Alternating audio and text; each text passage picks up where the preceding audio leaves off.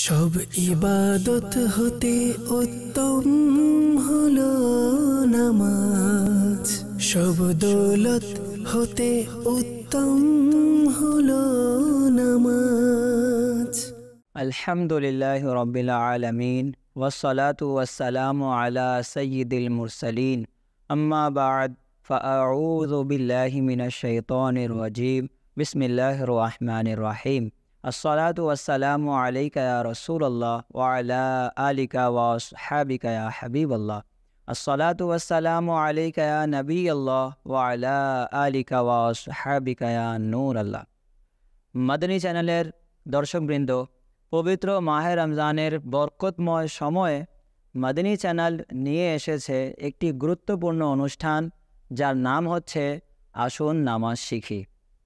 দেশে ও প্রবাসে যারা যেখান থেকে আমাদেরকে দেখছেন, আপনাদের সবাইকে জানাই আন্তরিক শুভেচ্ছা, স্বাগতম।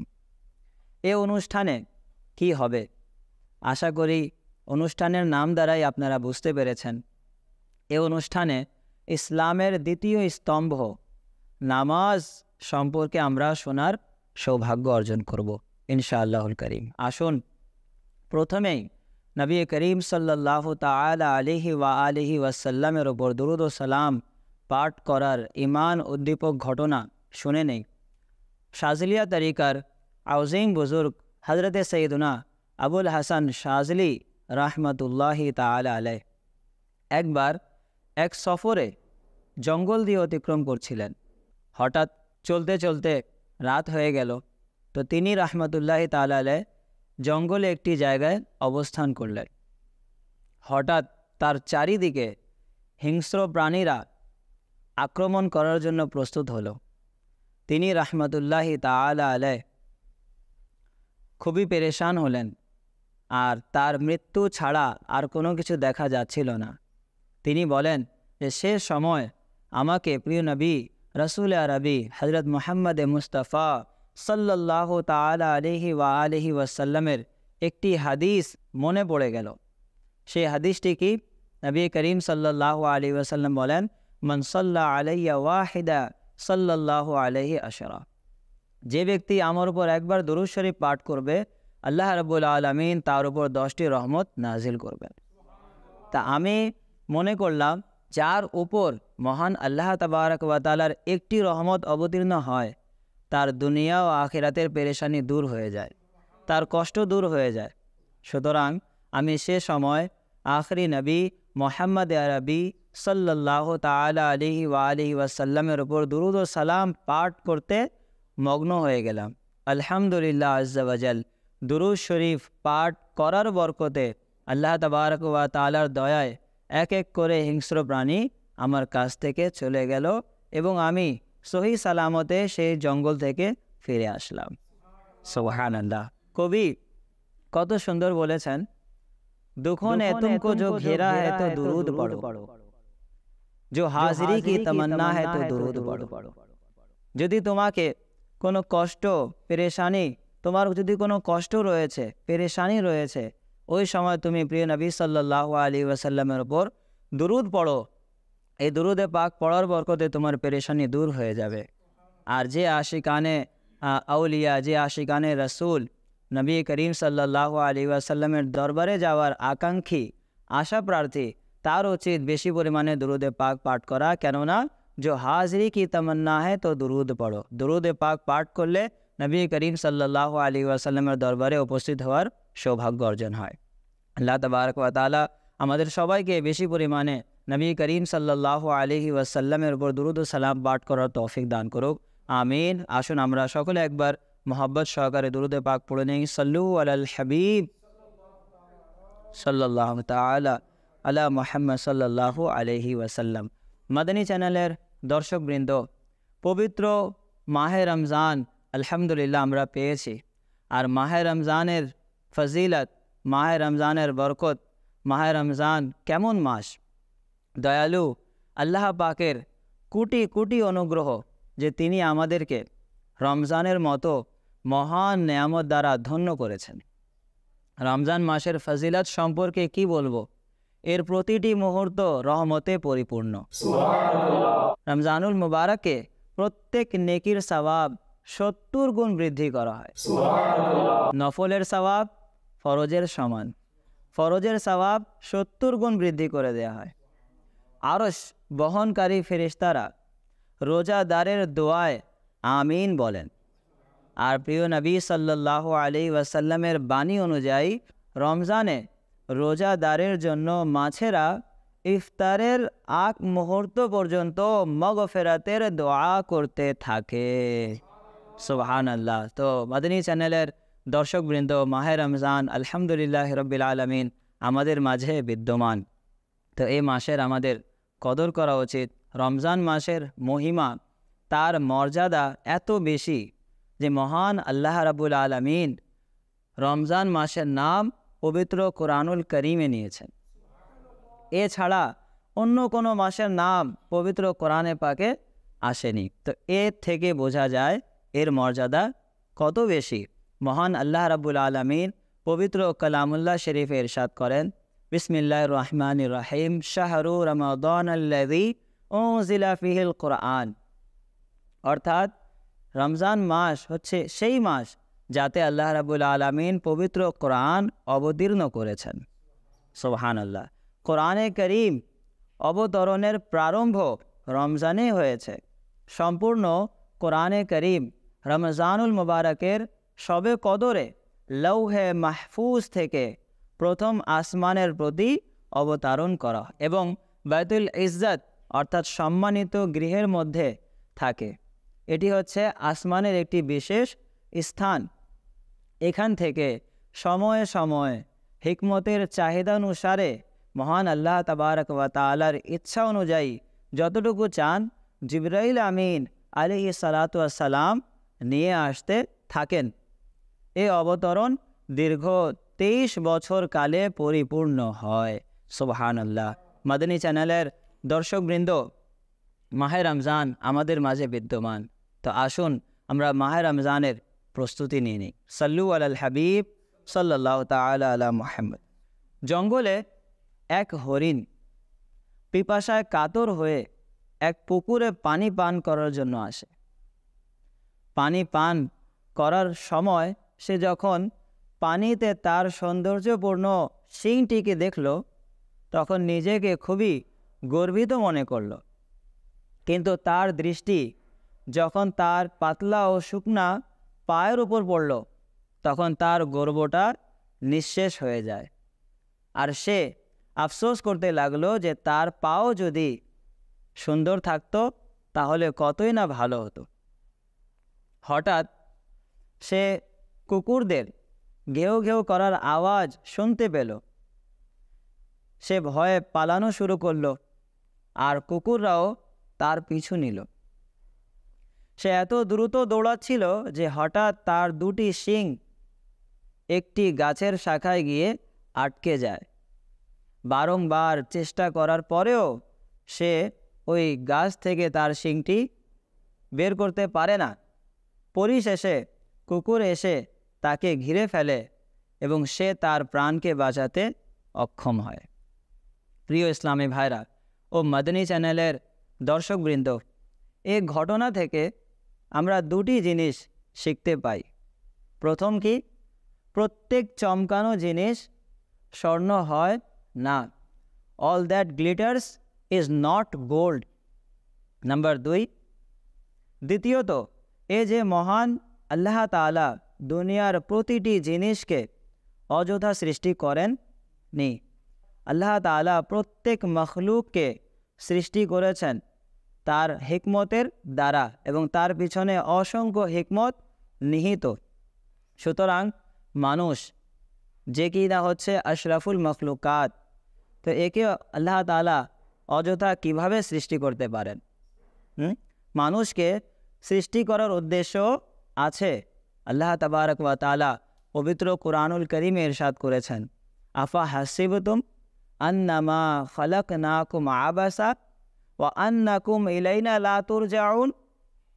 তবে তোমরা কি এ কথা মনে করছো যে আমি তোমাদেরকে অনর্থক সৃষ্টি করেছি এবং তোমাদেরকে আমার প্রতি প্রত্যাবর্তন করতে হবে না? এই আয়াতের তাফসিরে সদরুল আফাজিল মৌলানা মুফতি নাঈমউদ্দিন মুরাদাবাদী আলাইহি রাহমাতুল্লাহিল হাদি খাজানুল ইরফানে লিখেন, আখিরাতে প্রতিদানের জন্য পুনরুত্থান হতে হবে না, বরং তোমাদেরকে ইবাদতের জন্য সৃষ্টি করেছি। তার মানে জানা যায় মানুষকে সৃষ্টি করা হয়েছে কিসের জন্যে? আল্লাহ তাআলার ইবাদতের জন্যে। জীবন, মৃত্যু, হায়াত, মত আল্লাহ তাআলা কেন সৃষ্টি করেছেন? আমরা কি কখনো চিন্তা করেছি? পবিত্র কুরআনুল কারীম ইরশাদ করছে যে জীবন এবং মৃত্যু আল্লাহ তাআলা কেন সৃষ্টি করেছেন। সূরা মুলক 2 নম্বর আয়াত, আল্লাযী খালাকাল মাউতা ওয়াল হায়াতা লিয়াবলুয়াকুম আইয়ুকুম আহসানু আমালা।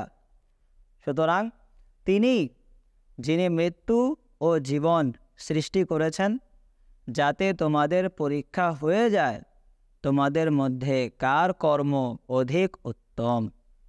প্রিয় ইসলামী ভাইরা, মাদানী চ্যানেলের দর্শকবৃন্দ, মত এবং হায়াত সৃষ্টি করেছেন আমাদের পরীক্ষা করার জন্যে। তাই মাহে রমজানের এই পবিত্রতম মাসে আসুন না আমরাও ভালো ভালো নিয়ত সহকারে এই জীবন এবং মৃত্যুর প্রস্তুতি নিয়ে নেই। আমাদের মৃত্যু কখন হবে আমাদের জানা নেই। আমাদের জীবনের উদ্দেশ্য কী? মানুষের জীবনের উদ্দেশ্য কী? আল্লাহ তাবারক ওয়া তাআলা পবিত্র কুরআনুল কারীমে ইরশাদ করেছেন যে তোমাদের মধ্যে কার আমল বেশি গ্রহণযোগ্য, কার আমল বেশি ভালো, তা পরীক্ষা করার জন্য আল্লাহ তাআলা জীবন এবং মৃত্যুকে সৃষ্টি করেছেন। তো আমাদের উচিত এই জীবনকে গনিমত মনে করে আল্লাহ তাআলার বেশি পরিমাণে ইবাদত করা। আচ্ছা, আশরাফুল মখলুকাত বলা হয়েছে মানুষকে। এখানে কি সকল মানুষ অন্তর্ভুক্ত? আসলে না। এখানে কারা অন্তর্ভুক্ত? এখানে তারাই অন্তর্ভুক্ত যারা ঈমান এনেছে এবং সৎ কাজ করেছে। পবিত্র কুরআনুল কারীমে আল্লাহ রাব্বুল আলামিন জাল্লা জালালুহু ইরশাদ করেছেন সূরা বাইয়িনা, ইন্নাল্লাযীনা আমানু ওয়া আমিলুস সলিহাতি উলাইকা হুম খায়রুল বারিয়া। নিশ্চয় যারা ঈমান এনেছে এবং সৎ কাজ করেছে তারাই হচ্ছে পৃথিবীর মধ্যে সর্বোত্তম। সুতরাং মানুষ আশরাফুল মখলুকাত কখন হবে? তখনই হবে যখন সে ঈমান আনবে, তখনই হবে যখন সে নেক আমল করবে। তো আলহামদুলিল্লাহ, মাদানী চ্যানেলের দর্শকবৃন্দ, আমরা মুসলমান তো হয়েছি, আমরা নিজেকে মুসলমান দাবিও করি, কিন্তু আমরা কি নেক আমল করি? অনেকে দেখা যাবে এই মাহে রমজানে যাকে সারা বছর মসজিদে দেখা যায়নি তাকে প্রথম কাতারে দেখা হবে, কিন্তু যখনই মাহে রমজান আমাদের কাছ থেকে বিদায় নেবে এরপর নামাজের আমাদের আর হুঁশ থাকে না। তো নামাজ কি শুধু মাহে রমজানে আমরা আদায় করব? নামাজ কি আল্লাহ তাআলা মাহে রমজানে রেখেছেন? না মাদানী চ্যানেলের দর্শকবৃন্দ, নামাজ দৈনিক আল্লাহ তাবারক ওয়া তাআলা মুসলমানদের ওপর 5 ওয়াক্ত আদায় করা ফরজ করেছেন। সুতরাং আমাদেরকে রমজান থাকুক বা না থাকুক, যতদিন হায়াত রয়েছে আমাদের, আমরা যতদিন বেঁচে রয়েছি, মাহে রমজানের আমলের পাশাপাশি আমাদেরকে মাহে রমজান যাওয়ার পরেও আমাদেরকে নামাজ আদায় করতে হবে। নামাজ ছাড়া মুক্তির উপায় কিছুই নেই। সুতরাং মাহে রমজান আমাদের কাছে এসেছে, এই মাহে রমজানের আমাদেরকে কদর করা উচিত। আমাদের যা গুনাহ হয়েছে আল্লাহ তাআলার কাছে ক্ষমা প্রার্থনা করা এবং আগামীতে যাতে গুনাহ না হয় সেই প্রস্তুতি আমাদেরকে নেওয়া। এক ব্যক্তির নাম ছিল মোহাম্মদ। সে সারা বছর গুনাহ করত, কিন্তু যখন মাহে রমজান আসতো সে পুত পবিত্র হয়ে নামাজ আদায় করত। এমনকি তার পূর্বের নামাজগুলো সে কাজা আদায় করত। মৃত্যুর পরে কেউ তাকে স্বপ্নে দেখল, জিজ্ঞাসা করল, মা ফাআলাল্লাহু বিকা, তোমার সাথে কিরূপ আচরণ হয়েছে? তো সে বলল, মাহে রমজানের সম্মান করার বরকতে আল্লাহ তাবারক ওয়া তাআলা আমার সকল গুনাহ ক্ষমা করে দিয়েছেন। তো এই হচ্ছে মাহে রমজান। এই পবিত্রতম মাস আমাদের কাছে এসেছে, তো এটার সম্মান করা আমাদের ওপর আবশ্যক। যারা যারা আমরা এখনও নামাজ আদায় করি নাই বা নামাজ আদায় করছি, আগামীতে নামাজ আদায় করব না এরকম মন মানসিকতা আমাদের না থাকা চাই। যা হয়েছে আমরা তওবা করে নেই, মাহে রমজানের প্রস্তুতি ভালো সহকারে নেই। ইনশাআল্লাহুল কারীম এই মাহে রমজান এর প্রথম 10 দিন হচ্ছে রহমত, দ্বিতীয় 10 দিন হচ্ছে মাগফিরাত এবং শেষের 10 দিন হচ্ছে নাজাত। তো এই মাহে রমজান যাতে আমরা বেশি পরিমাণে রহমত অর্জন করতে পারি, আমরা নিজের গুনাহকে ক্ষমা করতে পারি, আমরা নাজাত প্রাপ্ত হয়ে যেতে পারি, এটাই আমাদের চেষ্টা করা উচিত। রাসূলুল্লাহ সাল্লাল্লাহু তাআলা আলাইহি ওয়া আলিহি ওয়াসাল্লাম ইরশাদ করেছেন, মাহে রমজান কি যদি আমার উম্মত জানতো তাহলে এই প্রার্থনা করত, এই আশা করত যে সারা বছর যেন মাহে রমজান থাকুক। আল্লাহু আকবার। এমন মাহে রমজান এর শান, মান, মহিমা রয়েছে। আল্লাহ তাবারক ওয়া তাআলা আমাদেরকে এর সম্মান করার তৌফিক দান করুক। সুতরাং মাহে রমজান আমাদের মাঝে চলমান। মাহে রমজানে অধিক পরিমাণে আমরা তওবা করি, কেননা রাসূলে করিম রউফুর রহিম সাল্লাল্লাহু তাআলা আলাইহি ওয়া আলিহি ওয়াসাল্লাম ইরশাদ করেছেন, আত-তাইবু মিনাজ যামবি কামান লা যামবা লা, অর্থাৎ গুনাহ থেকে তওবাকারী এমন যেন সে গুনাহই করেনি। আর আল্লাহ রাব্বুল আলামিন পবিত্র কালামুল্লাহ শরীফে বলেন, লা তাকনাতু মির রাহমাতিল্লাহ, আমার বান্দা আমার রহমত থেকে নিরাশ হইও না। আল্লাহ তাআলার রহমত অনেক বড়। আমাদের গুনাহ পৃথিবীর গাছের পাতার চেয়ে বেশি হতে পারে, আমাদের গুনাহ ধুলোবালির কণা থেকে বেশি হতে পারে, আমাদের গুনাহ সমুদ্রের প্রত্যেক ফোঁটার চেয়েও বেশি হতে পারে, কিন্তু মনে রাখবেন আল্লাহ রাব্বুল আলামিনের রহমতের চেয়ে বড় নই। আল্লাহ তাআলার রহমত অনেক বড়। সুতরাং এই মাহে রমজানে আমাদের বেশি পরিমাণে তওবা করা উচিত, আল্লাহ তাআলাকে বেশি বেশি স্মরণ করা উচিত। আল্লাহ তাআলার রহমত অনেক বড়। আল্লাহ তাআলা বান্দার গুনাহ ক্ষমা করানোর জন্যে বাহানা তালাশ করে। সুতরাং আমরা এই নেয়ামতটি গনিমত মনে করে আমরা ভালো করে প্রস্তুতি নেই, যাতে আল্লাহ তাবারক ওয়া তাআলার দরবারে আমরা সুউচ্চ মর্যাদা লাভ করতে পারি। আল্লাহ তাআলা আমাদেরকে তৌফিক দান করুক। আমিন। বেজাহে খাতামিন নবিয়্যিন সাল্লাল্লাহু তাআলা আলাইহি ওয়াসাল্লাম। সাল্লু আলাল হাবিব সাল্লাল্লাহু তাআলা আলা মুহাম্মদ সাল্লাল্লাহু আলাইহি ওয়াসাল্লাম। আমরা মাহে রমজানে বেশি পরিমাণে নেক আমল করার চেষ্টা করব। তো প্রিয় দর্শক, আপনাদের কোনো প্রশ্ন থাকলে করতে পারেন। আমার একটা প্রশ্ন আছে, মাহে রমজানে কম সময়ে কিভাবে অধিক নেকি অর্জন করা যাবে? সুবহানাল্লাহ, প্রশ্নটি খুব গুরুত্বপূর্ণ। একটি হাদিসে পাক রয়েছে, আন আনাসিন রাদিয়াল্লাহু তাআলা আনহু ক্বালা নবী সাল্লাল্লাহু আলাইহি ওয়াসাল্লাম, প্রিয় নবী সাল্লাল্লাহু আলাইহি ওয়াসাল্লাম বলেন, ইন্না লিকুল্লি শাইইন কলবান, প্রত্যেক বস্তুর হৃদয় থাকে। ওয়া কলবুল কোরআনি ইয়াসিন, এবং কোরআনে পাকের হৃদয় হচ্ছে সূরা ইয়াসিন। ওমান কারা ইয়াসিন কাতাবাল্লাহু লাহু বিকিরাআতিহা কিরাআতাল কোরআনি 10 মাররাত, অর্থাৎ যে ব্যক্তি সূরা ইয়াসিন একবার পাঠ করবে, মহান আল্লাহ তাআলা 10 বার সমগ্র কোরআনে পাক পড়ার সওয়াব দান করবেন। তো মাহে রমজান আমাদের মাঝে চলমান, নিয়ত করুন প্রতিদিন সূরা ইয়াসিন আমরা পাঠ করব। আর যদি আমরা অসংখ্য আমল আলহামদুলিল্লাহ মাহে রমজানে করা যেতে পারে, সুবহানাল্লাহ, আলহামদুলিল্লাহ, লা ইলাহা ইল্লাল্লাহ, আল্লাহু আকবার, এই 4টি কলেমা। প্রিয় নবী সাল্লাল্লাহু আলাইহি ওয়াসাল্লাম বলেন, যে ব্যক্তি এই 4টি থেকে যে কোনো একটি কালেমা পাঠ করবে, আল্লাহ পাক তার জন্যে জান্নাতে একটি বৃক্ষ রোপণ করবেন। আপনারা সবাই বলেন সুবহানাল্লাহ, আলহামদুলিল্লাহ, লা ইলাহা ইল্লাল্লাহ, আল্লাহু আকবার। কতক্ষণ লাগলো আমাদের? কিন্তু একবার সুবহানাল্লাহ বলে জান্নাতে একটি বৃক্ষরোপণ করা হবে। আর আমরা এই আমলও করতে পারি, বুখারী শরীফের সর্বশেষ হাদিস যাতে মহানবী সাল্লাল্লাহু আলাইহি ওয়াসাল্লাম ইরশাদ করেছেন, কালিমাতানে হাবিবাতানে ইলার রহমানে, দুটি কলেমা যা মহান আল্লাহ তাআলার নিকট অধিক পছন্দনীয়। খফিফাতানে আলাল লিসানে, জবানে হচ্ছে খুবই হালকা, পড়তে খুবই সহজ।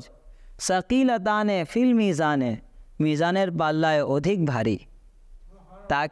তা হচ্ছে সুবহানাল্লাহি ওয়া বিহামদিহি সুবহানাল্লাহিল আযীম।